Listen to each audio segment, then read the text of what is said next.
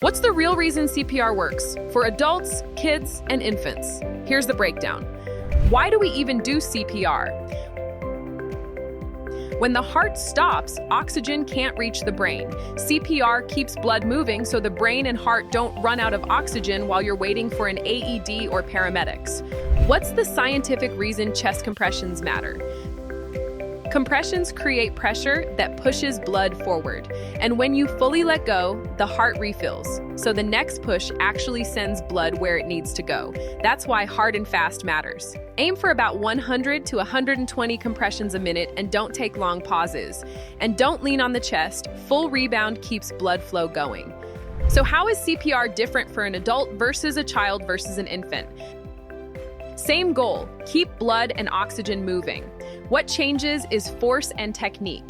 For adults, use both hands, center of the chest, about 2 inches deep. For children, 1 year to puberty, use one hand, or two if needed, center of the chest with the same fast rhythm but less force. For infants, under 1, use 2 fingers, center of the chest, about 1/3 the chest depth.